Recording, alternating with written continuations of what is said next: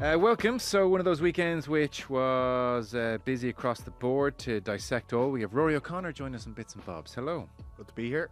Yeah. Bit of rugby chat in there, so you'll be right at home. And more besides. Will Slattery is here. Hello. Hey, Joe. If you want to get in touch, a lot of people emailing in about the hurling over the weekend.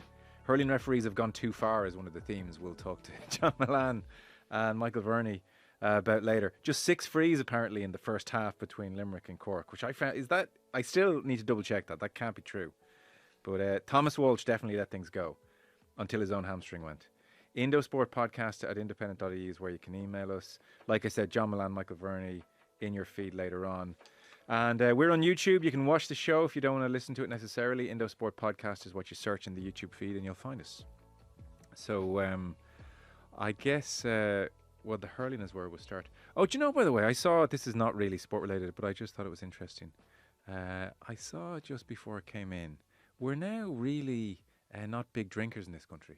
Did you see this report today? No. So, because I think we grew up in an era where everything revolved around drink, sport, communions, christenings, you name it. So the drinks industry group of Ireland have published a report. Since 01, the peak of your drinking days, we have we've dropped 34% in terms of what we're drinking a year. So a third gone in about 25 years. Just a 5% fall even in just the last year, which is a lot. So we are now an average European drinker. How much were people drinking in 2001? It was I feel like there's a lot of drinking. Heady days. I feel like a lot of drinking is still going on. So if we've dropped 34% from then, I'm like, what were people doing then? But I do, like, we were awful. You know, we were. We're now behind France, Spain, Austria. The Austrians, the Spanish, bigger drinkers than us. So it's a hell of a... I mean, I'm almost insulted by The it. stereotype is completely flipped. Yeah. Who put it out there? It was the drinks industry themselves. Yeah, Drinks trying to- Industry Group of Ireland. So we need to up our game here and I don't think they were waving the flag on the saying green this jersey. is great news, you know. But I just thought, you know, the spokesperson was making the point that the stereotype is gone. You do hear a narrative that younger people aren't drinking as much. Obviously, I'm 33, so I don't have friends who are like 10 years younger than me, but apparently that cohort are not drinking anywhere near as much as we did when we were that age. No, they're not. But It's very expensive. I think that has That's to probably be a it, yeah. big part of it. I find when you go out now, you're a lot lighter in the wallet than you used to be. I don't go out as much as I used to. Certainly don't go out as much as I did in 2001. But $7.50 for a pint of Heineken, you know, that's a lot of money for someone to be spending. yeah, and there are other beverages out there, of course. Available. But I feel we're a less psychologically tortured nation, perhaps as well. Like there's less drinking to escape across the board. Possibly, I think people are into their fitness a lot more, and then there's other alternatives that they may be pursuing as well that maybe don't. Well, drug use, I'm sure. Yeah. I do get the impression that 20s cohort are more into their drugs than their drink. Yeah, I didn't want to say that, but yeah. maybe if the drugs industry want to put out a survey to tell us how much the people are taking coke more. That was the one thing I was like, well, I don't want this to be offset by the fact that actually drug use has skyrocketed. There was no cocaine in the 2000s. That was invented recently, yeah. My age group, that late 30s, early 40s group, are now, I think, giving up drink altogether increasingly. Judging on like my... Some of them are, and some of them are probably drinking more than they ever did. well, maybe. But there's a higher percentage of like people who would have drank plenty during 20s, what we would have classed as normal, who are now like, would now be inclined to say, oh no, I haven't drank since Christmas. I might have won this. I think society's changed as well. I think men are expected a lot more to be part of their upbringing of their children than they may have been in previous generations, and it's not as well, like I think things have changed. Have changed an awful lot in that regard. Like I mean, we're both relatively young fathers. Will's got one in the way. Like you know, it's getting out and about, and like even wetting the baby's head is rarely an option. Did you wet the baby's head? I did. Yeah. No, yeah. I didn't. I plan on doing that. That's something I'm looking forward to. Narrow window during the first night in Hollis Street where we didn't realise you're actually allowed to get around the visitors' rules. I made the most of that, but I do think society's changed, and also people are busier. Like work is more demanding now than it was a long time ago. And maybe people are just more aware of the health. I think the health thing is big. Yeah, it's a carcinogenic. People are very aware of that, aren't they? Mm. Anyway, sorry. I just thought that was 35%. Yanked out in 25 years. And yet, still, I'm sure the trophies that will be lifted will still be filled with something. This, you know, last weekend, next weekend. Yeah, it's still a big part of Irish life. No, it is. It is. You know, the fans going to matches. I mean, if you go to a rugby match like the Lions game on whatever the Croke Park, I don't think you're allowed to bring your drinks into the bowl. But in like the Lions game on Friday week against Argentina, that'll be a big party. I'd say there'll be a lot of people like alcohol. Certainly the sport I cover, rugby, alcohol is a massive part of. But I think that's kind of positive social drinking as opposed to I'm going to down 12 of these things. I'm not sure. When you walk out of certain stadiums at certain times, we come out sober into the Ballsbridge night sometimes, and it's like the night of the living dead. So I'm not sure. I think that's why alcohol companies associate themselves with sporting events, because I think they like to be seen as more positive. But there's a fair bit of destructive drinking goes on around rugby internationals and big games as well. But maybe that's just because I'm looking at it sober. If I was part of it, I'd probably be enjoying it a lot more. This is a great time. The URC isn't a receptacle, so they actually can't pour anything into it. The URC trophy. There's a piece in that. So if Leinster win at the weekend, they won't not worth it. Downing it. I'm not sure I would recognise the URC trophy. It's a strange looking trophy. Yeah, I don't even. We haven't seen it for a while in Ireland. Well, that's true. First, we've never seen it in Ireland. It's only ever a Munster. brought it home. Oh, Rod! Never seen it That's won in exactly Ireland. what people would think you would say. Never seen it The won mask in has slipped. Oh, Rod. Jeez, is this the Rod, blue media I hear about? Rod. That's a bad one. That's a bad I one. was in Cape Town to see them lift it. No. You were paid to be there. Oh, what a slip. Afterwards, an email. Can you please edit that out, actually? So the hurling, like I said, John Milan and Michael Verney will deal with this in your feed in far more detail. It was like a real tale of two provinces. Munster, Cork beating Limerick in penalties, and then yesterday Croke Park just tepid by comparison. There was an email in, by the way. I don't know where you guys are on this. Hi lads, love the show. Bits and Bobs, by far the best segment you guys do. That's a slap in the face, isn't it? Oh, for the rest of us, you guys. By far. One thing that's been bothering me about big sporting victories is pitch invasions. Teams win a big game, can't properly celebrate together. They're being mobbed by thousands of people on the pitch. They spend more time trying to get off the pitch than actually soaking it up and enjoying it. Why can't the players just be given a moment to enjoy themselves with the fans staying in the stand? Interested for your thoughts. Thanks, Luke.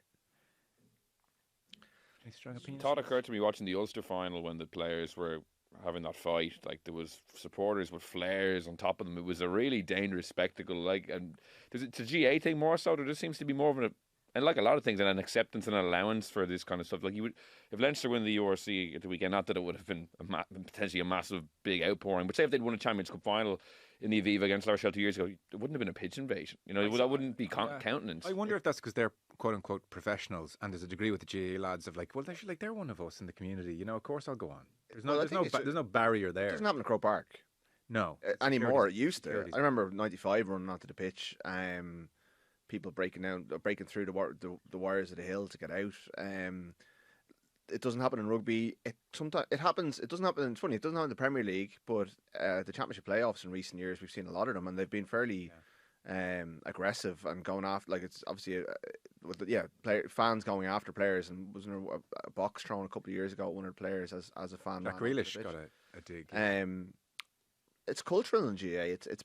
But they've managed to, in one venue at the biggest level, they've managed to cut it out. Partly because they have this mesh at the front, and also the hill is impossible to get out of now because they've built those glass cages at the front that you can barely see through. And then other stadiums, it's just not like in say in the League of Ireland, like Pats are on a suspended stadium ban because of pitch invasions this season. Both have warned fans but it's more after a goal. Both haven't won out in a long time. But when Shells won the league, their fans didn't come onto the pitch, from what I remember, in Derry. Yeah. So I think it's just it's part of. I think maybe that ownership thing is part of it. I find it hard to get too annoyed by telling people how to celebrate, but there is a public safety issue, particularly when it's combustible, like the Ulster final was. And I do think that when you watch players celebrate an All-Ireland win down on the Croke Park pitch and taking a moment, it is nicer for them not to be mobbed and carried aloft, or they don't want to be manhandled by everyone and slapped in the back and lifted up. But it's probably at the same time, it looks amazing. It looking amazing. Yeah, like Armagh winning the All-Ireland that time.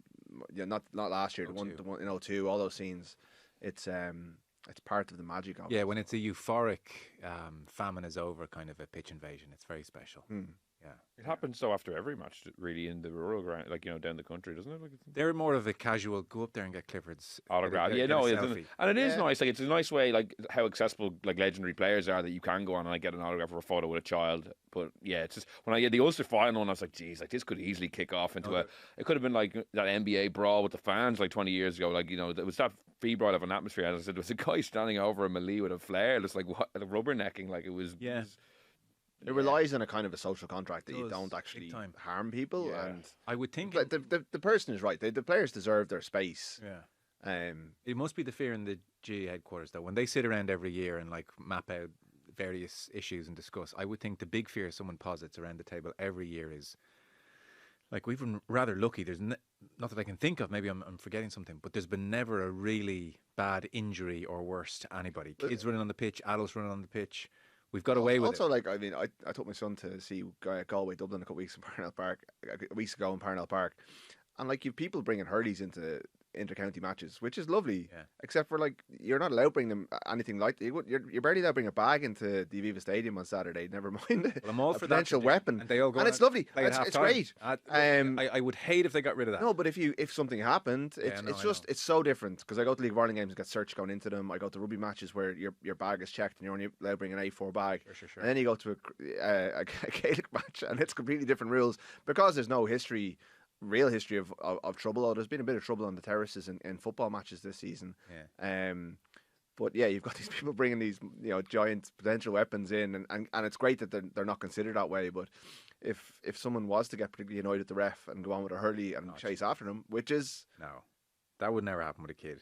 Not with a kid, but I guess his dad grabs the hurl. There's by people going with bags of hurls. It's lovely. I think it's part of the beauty of going. And like, I was a bit disappointed in Parnell, and I understand it was championship, but the kids weren't allowed on at half time, which they usually are. And they went on at the end. But I was hoping to bring my son out and kind of kick a ball around with him at half time, and it wasn't the kind of very strictly, and that's fair enough. It's championship hurling. I'm surprised insurance companies haven't got onto the GAA and said this.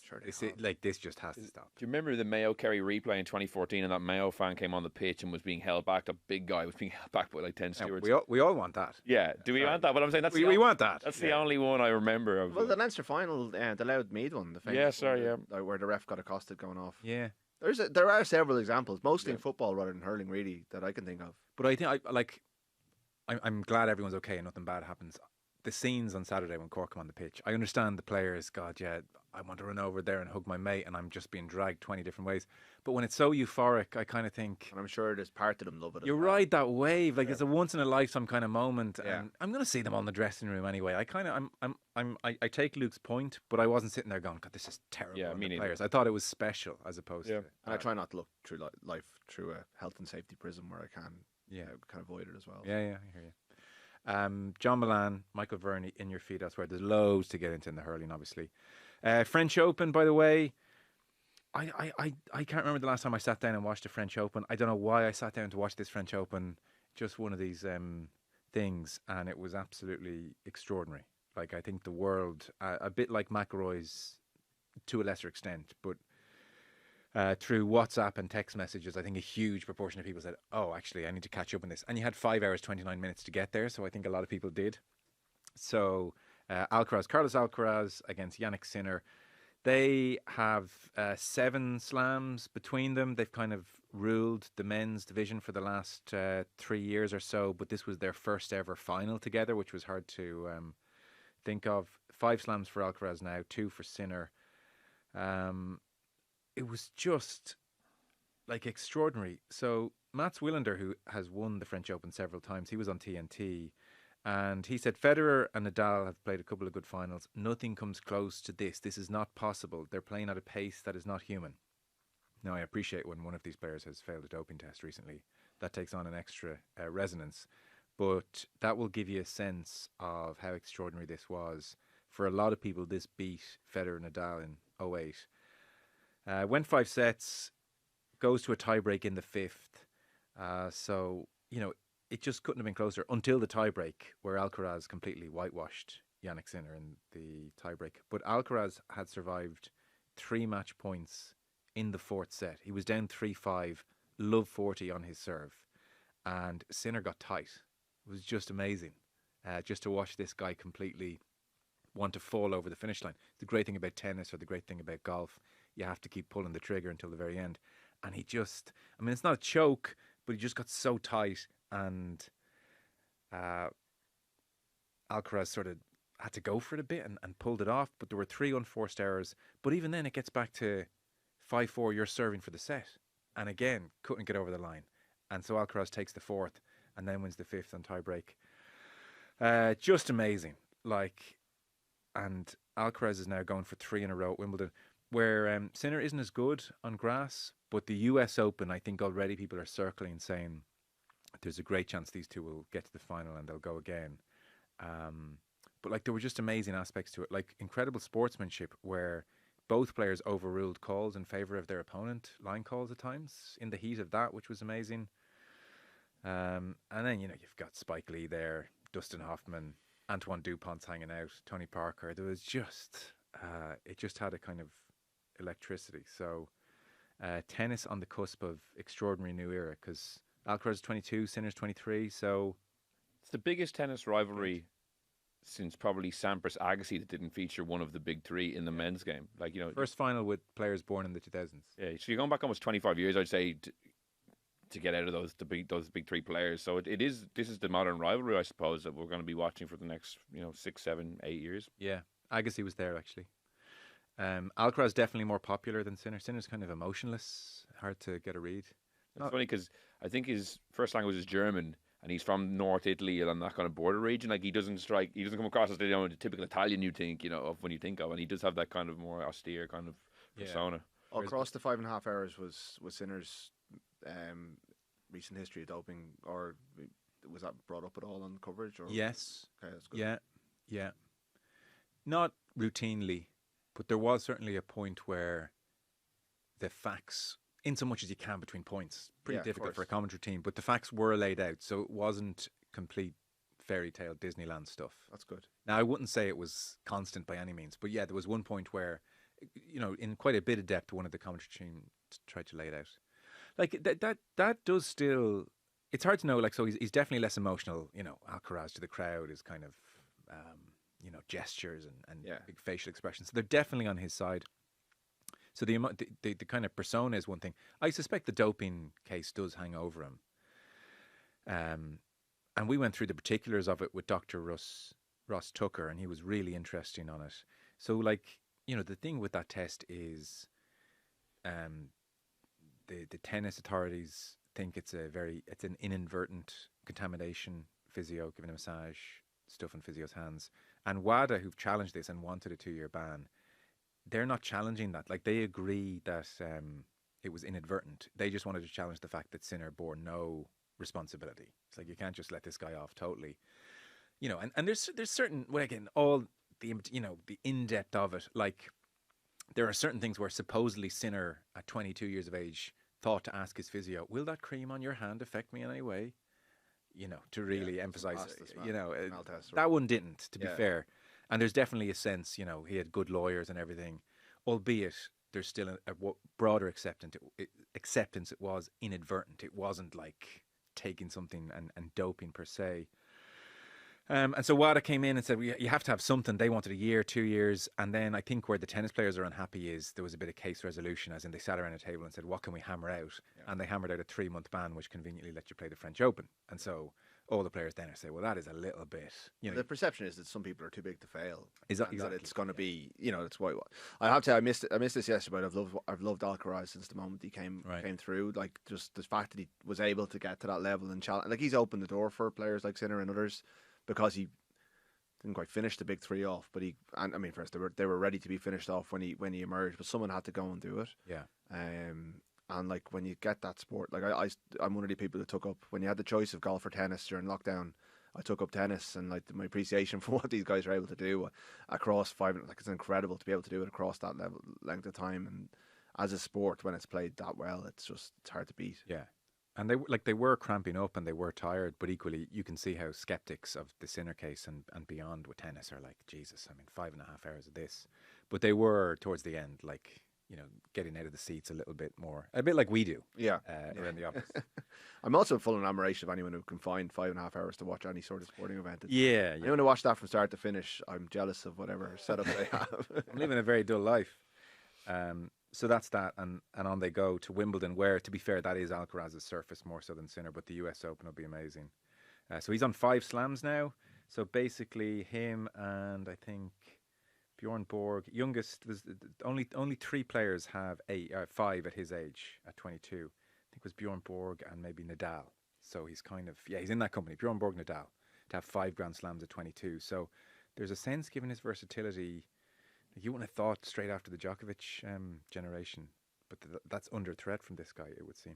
Only missing the Australian Open, and very few players have won the career Grand Slam in the open air. I think it's only 5. So like it is like similar to McIlroy. It's a small list here of people he'd be chasing if he goes and wins in Australia next year. But I think it's great because for everyone loves a kind of a veteran hanging on, like one, but like having 3 alphas essentially, and they're all younger than me, but the 3 alphas hanging on for as long as they did, and no one finishing them off. You can see it in football now with Yamal, Doué, a new generation who are going to take the mantle from Messi and Ronaldo.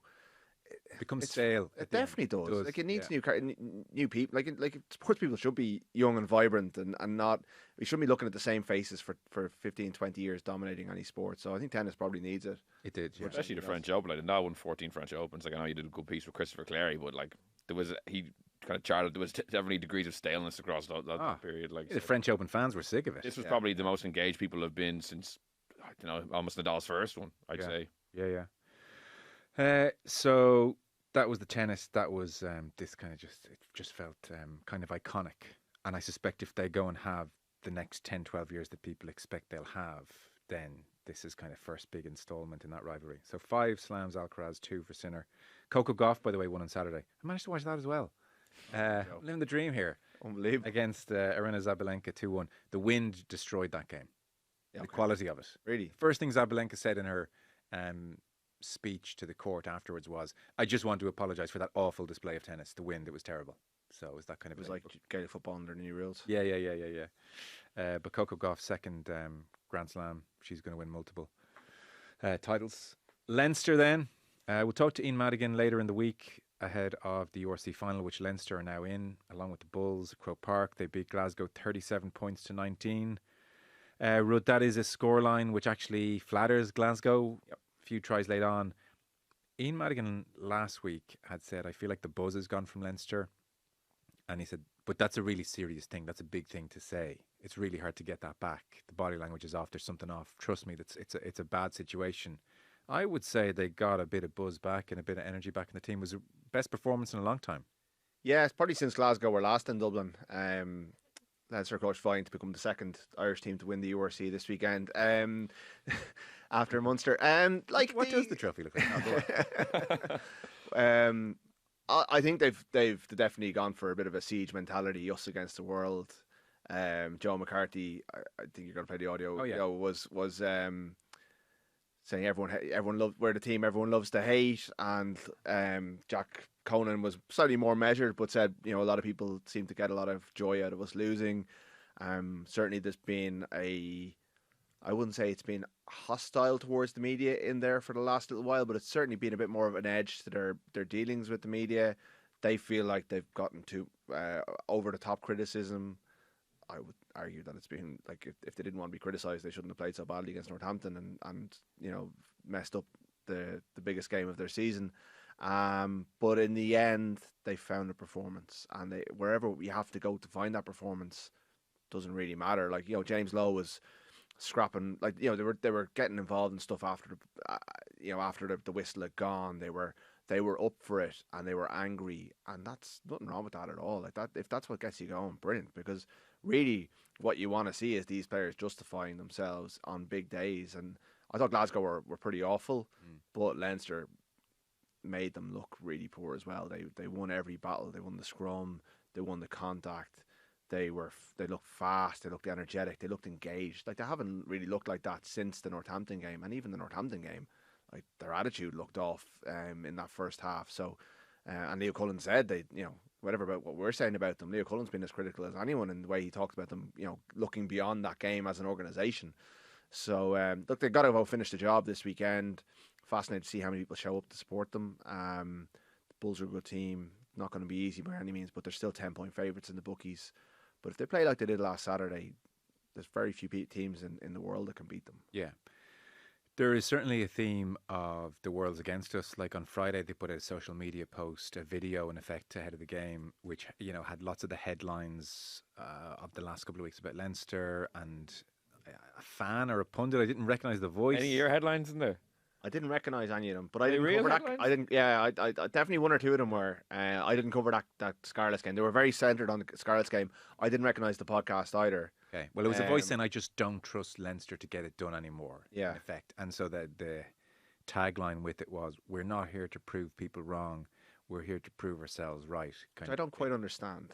Yeah, I guess they're not doing it to prove mouths like you, Rory, wrong.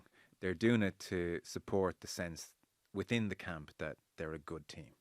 Yeah, we're doing it for us. We're doing it to support what we say about us. It's not to prove you wrong. However, they lost in Northampton, so but I would say Joe McCarthy's line here would suggest there is a degree of being very aware of what people are saying and wanting to prove them wrong. So Jamie Heaslip here. This is Joe McCarthy joins the RT panel post match. Joe, there's a lot of noise obviously outside from people like us. A lot of messages from the coach internally. Players look like they really owned it today. What was the message from the players all week when you're talking to each other? Well, we know everyone loves to hate Leinster, so that definitely drives us on. We have a great fan base, and we don't really care about the outside noise, what you guys say, what all fans, what the people say. So we're going to rip into next week. It'll be a tough with our team we're playing, so there's no shortage of motivation. So quite striking perception of how all non-Leinster fans feel. Do you think he is broadly correct, Will? Do non-Leinster fans love to hate Leinster? Yeah, I think so. Yeah, I think outside of like Saracens, which there was a myriad of factors why people hated them, I think Leinster are one of the more disliked teams. Rudd, I don't know what you think. Like, I'd say this Saturday, I'd say 95% of Irish fans who aren't from Leinster want them to lose, and I don't think that doesn't surprise me. I know you were writing in your newsletter today about they should get it behind Leinster, because ultimately, like, Leinster are bulk suppliers to Ireland. So if Leinster are going really badly, it does have a knock-on effect to the national team. But I think it kind of goes to the sense of the last couple of years with Leinster dominating the national team. Is there been a bit of a disconnect from kind of other supporters from that? But I definitely think Leinster are disliked by the majority of Irish fans who aren't from there. Well, it goes beyond Ireland as well. There's, I think, within England, across the rugby world, like, I mean, people were gleeful when they lost to Northampton and when they underperformed so badly. And former player like Ben Youngs absolutely tore Sam Prendergast's performance to shreds, like in a kind of a weirdly gleeful way. Like a player that I don't understand. I have no reason. So I have no understanding of why someone like Ben Youngs, a current professional, would be so happy that someone played poorly. I think just what I was writing today is like, well, I think when you're playing against a South African team, it slightly changes because there's a natural rivalry, hostility towards South African rugby within Ireland. I know it's not the Sharks that are coming. I think it might have helped Leinster's cause if it was, but even the Bulls, I think there's a natural hostility, a kind of a healthy hostility towards South African rugby here. And but then would you agree it's pitching it as, well, who do I hate less here? Oh, a little bit, yeah. But I mean, Munster fans are not, and they're the ones I'm looking at in particular. Munster fans are not naturally disposed to Leinster anyway. Yeah. But I think Irish rugby could really do with Leinster winning. Whether you want them to support them or not, it's been a bad year. It's been a bad season. 20s finished bottom of the Six Nations. The men's team obviously stumbled. The women's team weren't as good as we thought they were going to be in the Six Nations. Yeah. Munster rescued a poor season. Ulster and Connacht have had a disaster season, although Ulster appear to be having a great time in Wayne Lineker's bar at the moment, for an Instagram clip I saw earlier on. Right. But it's been definitely a step back in terms of performance. And for these players who, as Will said, are bulk suppliers, they've had a lot of difficult days. And I think they could do with having a great final, a great Lions tour, and carry a bit of momentum into next season, because otherwise it's heading in the wrong direction. And if the Lions goes badly, you've got 16 now Irish players after Finlay Bealham was called up, going off with Andy Farrell. And if that goes badly, that just damages the whole project as well. So I'm hoping the other provinces will catch up to a degree next season with the new coaching teams and stuff like that. Obviously not expecting them to close the gap on Leinster completely, But I think David Humphreys is right when he says he doesn't want to weaken Leinster while also strengthening the other provinces. It's very important to have high-performing teams in Ireland, and at the moment, there's only one of them left, and they got a chance to win a final. It would be good for an Irish point of view if they went and won it. Of course it would, yeah. I'm not expecting buses of Munster fans and Ulster fans to come down to Croke Park to support them at the same time. Yeah. We were discussing, there was an email in last week from Owen in London about how current Irish stars, I guess, people like Josh van der Fleer, World Player of the Year, aren't as kind of beloved as the previous generation for Sean O'Brien, Reid, Josh van der Fleer, the likes of, O'Driscoll, O'Connell, O'Gara, etc. And we chat about it. There was a follow-up email to that, which I think this captures the attitude as well towards the team. Like, this is, I don't think it's meant to be like very insulting, but I think it probably is, So it's Brendan, and he said, "Hi, Joe and team. Apropos, to use Joe's favourite word, I am guilty of an apropos. And much more besides. Yeah. Apropos of nothing is a great way to just, it's a bridge. Yeah. How do you get from drinking, how much we drink, to the hurling? You just have to kind of throw it in there.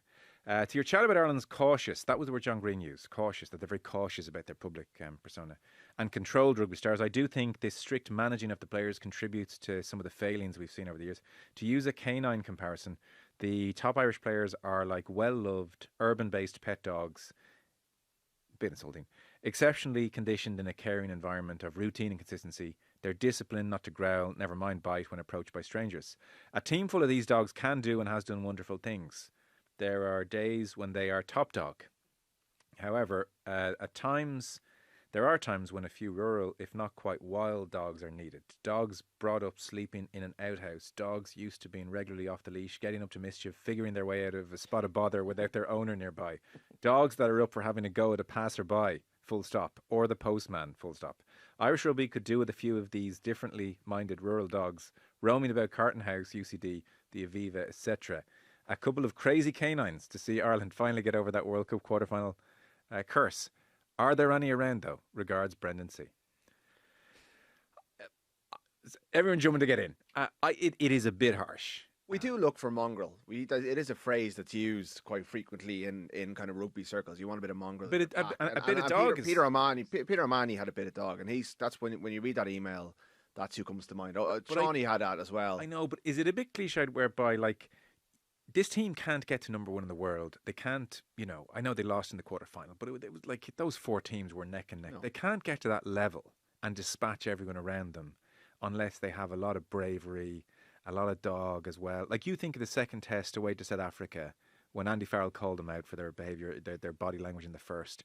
And, like, the second test is a bloodbath early. Like, it's a bloodbath. And all of those players in South Africa showed more than enough dog. Like, I think because they're private schooled and well-spoken, there's a sense on the pitch they can't get down and dirty. And, like, you can't survive in this sport the way they have without doing that. So I think it's really harsh, and it's sort of a cheap thing that we throw at them. And I don't think it actually stands up to scrutiny. And there's also an argument, by the way, because I listened back to Friday and I thought, God, we're a bit harsh here in many ways, the way we talk about them. So I know they're public persona characters versus the likes of Rog. Rog is an absolute exception. And you would have to say as well, at least 30% of Rog's stock in persona terms has been created post-retirement when he's freer to speak. So he's got a 15-year head start on these players. But there is something like very admirable about someone like Josh van der Fleer, who doesn't go shooting his mouth off in public. And sports people, like, they're allowed to be private citizens. Like, he's allowed to say, I'm really good at rugby, I want to be a sportsman, but I don't want to be public property. I'm not, like, there for your frivolous entertainment so that, like, I'm giving you a nice juicy headline every 2 minutes. And one last one, which we never mentioned on Friday. I don't think the wider context was taken into account. Like, I don't think the Republic of Ireland team right now or the GAA landscape can be saying, well, look at us, we're brimming with characters. They're every bit as bland and stage managed in the main. So we're very harsh on them. Very harsh on the team. I wish, because it's funny you say that, I wish I'd thought of it at the time, because when I was walking home, I listened back to that piece as well. I wanted to see what it sounded like, and I was like, how did I not, or one of us not mention the inter-county GAA series? That was the first thing that came to my head. It's like, rugby, it's not rugby alone that are guilty of kind of a sanitised media performance. Every other sports team, major sports team, is too. That's a really good email, but I fundamentally disagree with it. The point we were making, it was about their media personas. I don't think their personas impacts their play. The team have achieved greatness. Do I think they would have won a World Cup if they had another O'Brien-esque figure? Maybe an O'Brien-esque player. I don't think he would have needed to have been Sean O'Brien's character personally. So I don't conflate the two of them necessarily. There is questions about leadership in the team in the absence of Sexton, O'Mahony and characters like that. But I don't think that necessarily marries up with them being... For me, it was talking about them as public personas and their interviews. I think they can succeed and win Champions Cups and Six Nations with the way they are as people. As in, I don't think they need necessarily a mongrel character to get over the line. I look at the Northampton defeat for a lot of different reasons, but that's not what jumps to my mind. But I don't know. What do you think? You probably think... You come in, but by the way, the email on Friday, it was more like, this is the greatest team we've ever... Because it was written in February, so things were going well. This is the greatest team ever. Why are they not as beloved by the public? Like, there's such a graw for a Sean O'Brien type. That was kind of the premise of that email, and this one kind of took it a step further about, like, they need more dog on the pitch. Yeah, there's a couple of different strands. Like, I do think the reason they're maybe not as loved, and I think the people who were most loved about in this squad are either retired or retiring, in terms of O'Mahony and Sexton, who were around for the tail end of the previous era, but also they were willing to show their character. Like, O'Mahony was a very terse interviewee for a long time, but he lived on the pitch. They both were very transparent figures in terms of their emotion, and you could really connect with them, whether it was O'Mahony's way he sang the anthem or the way he went after players in the pitch. And Sexton, he always had a sense of what it meant to him, and I think people connected with that. Yeah, they did. And even O'Mahony's terseness. So you think that famous Reggie Corrigan interview on TG4 where Reggie had the temerity to, say something small, critiquing the Munster performance, and it was full on death stares. And so the medium, I think, geez, your man was tough work. But the Munster crowd and rugby fans at large, they love it. There's nothing you can do more than put the media down. That word it's the mot du jour at the moment. Like, it's authentic. Like, John Hayes never spoke to the media, or barely spoke to the media for his entire career, but he was absolutely loved. Yeah. You don't have to come out. Like, I go to Leinster press conferences, Ireland press conferences, Munster press conferences regularly. I speak to these people. I write pieces about them. When they have good stories to tell, we do our best to tell them, and often, like, can be quite engaging, but I'm not sure it necessarily cuts through at the moment. And I do think the fact that so many of the Ireland team are coming from Leinster, they're quite homogenous in terms of their backgrounds. Some of them have no interest in media. Some of them give a bit of an effort, but we end up talking to them. Like, I'm going to a press conference later, going to talk to Gibson Park and Dan Sheehan. Sheehan did media about 3 weeks ago. Gibson Park's done media at least 12 times this season. There's a couple of weeks ago, Johnny Waters from the Irish Times came into the room and asked Gibson Park about his wife, who is a former competitive, represented New Zealand at judo, and is now training, having had 3 kids, to go and compete for Ireland in judo if she can. She's competing in the Irish setup. And suddenly we had a story to tell, and it got loads of really good feedback on the site, because it was different. It wasn't Gibson Park looking ahead to the game. It wasn't, because we've done the Gibson Park origin story. We've done all the things. So, like, in contrast to the GAA players, they're almost overexposed in some ways, and it's very hard to get in depth with them about anything, because we've talked to them a couple of weeks back. I think they could possibly look at a different approach in terms of trying to get people into forums like this, where it's maybe a bit more relaxed and you can actually get your personality out a bit there. But then you get the example Will raised of Jack Crowley a couple of weeks ago, where the shutters were up. He didn't want to really give anything, and it made for a fairly difficult, because I did the print version of that interview, and after about 5 minutes I was almost logging off the call, because there was nothing to be gained from it. In terms of on the pitch, I do think that it's a very corporate environment, and you can see almost, if you were being hypercritical of Leinster at the moment, their thin-skinnedness to a bit of criticism after losing to a team that were 20-point favourites to beat in a semi-final, shows that they're not used to it. There's a bit of, like, they're loved, like, they're surrounded. It's not hard. It's not a harsh enough environment if that level of criticism that they got, which I think was measured. Maybe not on social media, I'm not sure, but, like, that's life. That's where you are. I think there's a little bit of coziness about it all, that when it comes down to it, and there are examples of them winning tight games, but there's too many examples of them not getting over the line. So maybe they need a couple of Sean O'Briens, people from different backgrounds, people who've had to scrap harder for it, who didn't go to the right school, who didn't live at home with their parents during their time in the Leinster Academy, who have never really had to leave the confines. Maybe Stuart Lancaster coming into Connacht and getting a few of them to move out of their house at 18 and go and fend for themselves, to live a little. Maybe players going, getting out. I think that's unfair. I think hot housing 50 of the best talented players who come from the postcode. I don't know if that. I'm not sure. I don't think it's the part of me is like, okay, contrasted to football where players leave at 15 or 16, and that's a bad way of doing it. But I think a bit of diversity, a bit of like more players coming from different backgrounds, more players coming from different parts of the country, from different ethnic backgrounds, would be better for the game. I think it's a bit too homogenous. Better for the game, yes, but better for them as individuals. Look at the South African. You disagree? Team. I just think talking about and I think it goes to why they're disliked as well. There's just some people just don't like posh people from South Dublin, or the perception of that. That's why they're disliked, really. Like, it's kind of like people don't like those kind of individuals generally in society. And I don't agree with Rudd at all that because they're from those schools or that's holding the team back. I think it's because so many of them come from a very narrow subsection of Irish life. I don't think it's necessarily that they're from. You're always going to have a big contingent of players. And Peter O'Mahony went to a private school in Cork, or certainly a rugby school in Cork. I think Perez is private. Yeah. So I'm not he's come from a middle class background, steeped in rugby.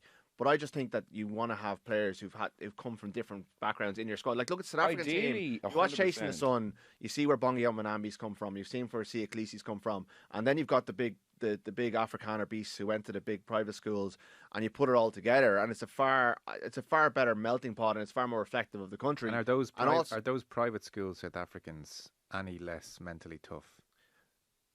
No, they're probably more mentally tough, but they've got more players to beat to make it as well. It's a far more competitive environment because there's millions of there's thousands of young players at that Craven week. They're like, look at the amount. We watch Bath and Bristol on Friday night. There's like Van Rensburg can't get near the Springboks. He's the best player on the pitch. Like, South Africa just has so many players. There's a myriad of factors. It's just one element. I just don't think that's what's holding them back. Or that the reason that they can't get over the line is because that they all come from. It's not necessarily, but I also think that maybe, Leo Cullen is are they now mentally ready to win a trophy? And he said, I don't know how to answer that, and gave a long answer about how really all he cares about is that he's going to enjoy the week, that he loves his job, and that they all come in and they have a nice time, and the result will look after itself.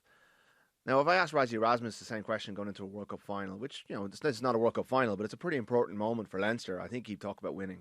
Yeah. And you liked the Ryan Baird attitude.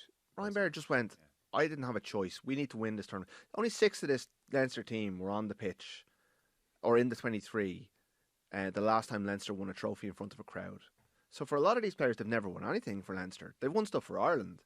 But you got to go back to 2019 before these players last experienced lifting a trophy in front of people. So for them to be using external motivation, or to be coming up short on the biggest day, or not being right in a semi-final against Northampton, which I still just don't understand how they lost their buzz for that game. Like, a lot of these players have never done it. They haven't they've got the tracksuit. They've got 100 appearances for Leinster. They've won loads of games across the season. But when the chips are down, they've found new ways to lose, or they've been. Like Northampton had something they didn't have that day. And the Bulls have done them twice in the last 3 years and bullied them off the park and Loftus last year. Yeah. And Ryan Baird just said, I woke up this morning, I felt I didn't have a choice but to perform today. We need to win this tournament. I want to win this trophy, and that's all that matters. I don't read the media. I'm paraphrasing what he said, but I think that's the purest motivation that they could possibly have, and a very simplistic but also realistic appraisal of where they're at. They need to win this trophy. It doesn't matter what I wrote about them on Saturday or what we're saying about them now. That shouldn't, obviously you use it as fuel, fair enough, but really your motivation should be individual. You've never done it. Apart from Ringrose, Porter was on the bench that day because he was still a tight head. That's how long ago you're going. I know they've won URCs since, but that was against Irish opposition in empty stadiums. They've still got a bit to prove to me mentally, and I'm not saying the reason they haven't won anything in the last couple of years is because they went to private schools, but I think a bit more adversity and would be no harm in, say, for players coming through. A bit more, a bit of a harsher environment, a bit more ruthlessness around it. You still have to be very good to get to that level in Leinster. I'm not saying that you don't, but I don't know. Leo's answer to me was like, "Oh no, you need to be talking about the trophy here. It's not about you enjoying your week. This is about you delivering because you're under pressure as well." We'll chat later in the week with Ian Madigan. I'm sure that game's on at Croke Park Saturday. Saturday, 5 o'clock. 5 o'clock, okay. Yeah. Pretty much the same time as some of the last round robin games in the GAA. It's going to be interesting to see what they get. 15,000 on Saturday, 12 on the previous week against Scarlets. They priced it pretty well. Like there's 20 quid, 22 quid for the hill, up to 90 for premium. You can actually buy. There's one ticket available in the Ord Corla for about 150 quid. Okay. If you want the experience of sitting in the Ord Corla, which not only they ever sell Ord Corla tickets, so but they haven't opened the upper tiers yet. So I don't know. What would you think they'll get? Between 30 and 40. Pretty good, I think. Yeah, maybe 38. Yeah, that'd be good. What was it, 36 at the Leinster final yesterday? Yeah, 38 for Dublin Armagh as well, so I think it'll be in that range. Yeah. Ireland obviously played on Friday, which feels a while ago now, against Senegal, drew 1-1. 3 games unbeaten, Ireland, just saying. It's hard to know, it's a strange kind of a game. They look good, and they're definitely well organised. They're not easy to play against. They didn't rip Senegal open, but equally they created a few bits. Senegal much silkier in the second half. You could see why they're the 19th best team in the world. They had a very experimental side. Their, modus operandi was, we've got a huge game against England, which is what they were thinking about. But, it was good, with a major caveat of I don't really know what Senegal brought to the party, but it seemed good. They play Luxembourg tomorrow. We'll talk after that game and reflect on the 2 games in a bit of depth. They're having their own kind of infighting war, Luxembourg. Do you remember in 2021 when Gerson Rodriguez scored a worldie against Ireland? Yeah. Okay. Who forget? Yeah. Gerson, life has taken a not great turn. He's serving an 18-month suspended sentence after being found guilty of assaulting his former girlfriend, the former Miss Luxembourg, Emily Boland. And so he went through all that. He played the full 90 against Slovenia. There were major protests at the game. The country's sports minister's talking about it. Women's rights groups are giving out about it. Certain banners were removed at the game about him beyond necessary. Some were removed because they felt it crossed UEFA, FIFA guidelines of what posters you can put up at a match. But apparently they went OTT on it. And so they're expecting more protests at the Ireland game. If you're seeing banners in the stand about Rodriguez and you don't understand the language, they may not be complimentary. And Luke Boland, the manager, is under a bit of, Luke Holtz is under a bit of pressure. Miss Boland, the victim in this instance, she posted after the game against Slovenia a picture of her facial injuries on Instagram and said, "Dear Mr. Holtz," this is the manager, "Dear Mr. Holtz, would the decision to play him be different if this was your daughter?" ? Which is a real, So that is, Luxembourg are not talking about Ireland's new 3 at the back in possession situation at all. That's what's going on there. Would you read much into Senegal? I know you watched a little bit of it as well. It's funny because I feel like there was friendlies in the Stephen Kenny era where Ireland were dreadful. And good. There was one against Oman where I remember tweeting, something special is happening. Oman, yeah. So I'm choosing to take any positives where I can get them because it was so long we went without any. So, do I feel better about the team than I did after the double header against Bulgaria? Not massively, because I think that was a much truer reflection of where they are. That was with a closer team to what will play against Hungary. Obviously, you discussed with Dan, the fact that he didn't want to pick any championship players meant that we didn't really have our proper team there. So after that, it was kind of a bit of experimental feel to it. But yeah, I think I'm pretty positive about it. Yeah, I don't know. It still feels like a bit of a honeymoon period. He didn't get the initial honeymoon period when he was sending John O'Shea out to do press conferences and seemed to be kind of almost taking a watching brief at the start. Wouldn't manage the team for the first game. Yeah, so I think he kind of, this is a delayed honeymoon period, but really it's going to be those World Cup qualifiers where we get a sense of where they're at. But it does seem like he's put we could all see under Stephen Kenny that there was a defensive frailty that never got addressed, that he flooded the team with new players but never really, and tried to play this aggressive passing out from the back game without actually fixing the ability to stop him scoring goals, particularly ones from the edge of the box, like the Gerson Rodriguez one. But he does seem to have put a structure on it. McCarthy seems like a really good influence on the coaching, Paddy McCarthy and the coaching team. And it looks like a couple of players that Kenny blooded are really starting to become more comfortable. And also, you just get a couple of wins or a couple of results and you're more comfortable and confident going out to Aviva Stadium. But then you watch Portugal last night. Oh my God. And they're just they're bringing on Liverpool striker in the 115th minute. The depth and talent available in that squad is another level, and it's a massive ask to get to. I admire Hallgrimsson for being bullish about talking about World Cups, but geez, we have a long way to go to be able to. It would be an incredible achievement, but he does seem to have won won the room for now with what he's done and the way he's conducted himself, and he seems to have a lot of goodwill behind him, which is part of the job. It's a real sprint finish, September, October, November, 2 games each month, so it's going to be great. Quick. Yeah, but even the first window is Hungary home, Armenia away. So Hungary home, if they lose they lose that game, it's done almost. It's almost done. Yeah. But there isn't the soft centre. You feel the fragility that you felt was there under Kenny that they just couldn't shake. There is something a bit more sturdy about them. But as you said, Hungary at home, first game. Then Armenia away, like so. Oh yeah, don't put it past them to mess that up as well. But there is a chance of 6 points. There is. I kind of feel it. It's settled, and they know what they're doing. Imagine if Ireland are 6-6. That hype train will start quick. Unbelievable. Yeah, and the fact that it's going to be, if it does get going, the fact that it is ticking fast, there's less chance that the next window. Like one thing, every time Kenny got momentum, they go away and they come back and all the players were gone. Yeah. And that's been a massive problem under O'Neill as well. So at least the fact that it's a bit of a sprint finish, you have a chance. And it's the start of the season. I do always feel like Ireland are really constrained by the fact that so many players playing the championship and there's so many games that by you come to the end of the season, they're all wrecked. Well, all our qualification campaigns have started with big wins early on. So. Yeah. Our successful ones, rather, not all of them.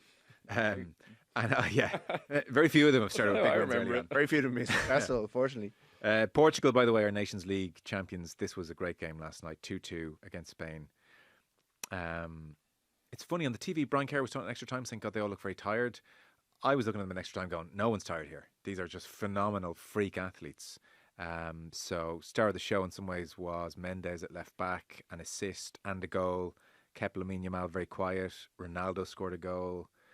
So that's his third trophy of Portugal. 138th goal in international football. Touched the ball 22 times, but that's his want these days.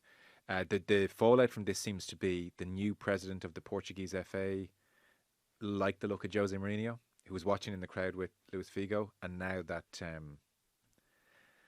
what's his name again? Martinez. Yeah, has won this. It's like shucks. He has to stay for the World Cup. So this is kind of, if Martinez looked really happy last night, which he was, there's a degree of like at home he was under pressure, and now he's probably guaranteed himself going to the World Cup, and Jose's going to have to sit this one out. So that's kind of the fallout from this game. But it was an amazing game. Vitinha is just off the charts as well, by the way. It's just fascinating to see what Mourinho will do with that team. That collection of players at this stage of his career will be ruin them. Keep it tight, I'd say. Well, keep it tight. Yeah, that's what I mean. Vitinha will be on the bench, or we pick a fullback or something like that. In fairness, like the Nations League, what a success! Oh my! I was just saying that actually. It's incredible. We used to have international friendlies instead of this. It felt, by the way, it did feel big at full time. Yeah. Oh yeah. Like in another 4, 5, 6 iterations of this. Ronaldo wept. Yeah, it won't be a gazillion miles off a Euros. A gazillion miles. Are we still going to be in League B by then? That's the key. We'll always be fingers crossed. I feel like of all the countries in Europe, we are the ones least predisposed to liking it because of how our history with it has unfolded. But I agree, it did feel like a proper tournament. It is. Yeah. Yeah. And the semi-finals were great as well. Like, we touched on them last week too. Yeah. It was a great way to end the season. There's a big email in about why we don't give Ronaldo credit and why we hate him, but we're out of time. We got to go. You've to cycle to a Leinster press conference now. Yeah, I'm going to time trial my way out to UCD now to talk to the lads. I've just why don't you put some of those thoughts you elicited here to the lads in the press conference? We'll see how that goes. They already don't like me enough. It's going to be fun. But it's good to have another week to go at it. Yeah. So Crow Park, 5 o'clock Saturday. We might grab you to talk rugby later on in the week. Rory O'Connor, thank you very much for sitting in on Bits and Bobs. Will Slattery, thank you. Left Wing is coming at you tomorrow as usual. Keep an eye on your feed. We have hurling as well today. Cheers.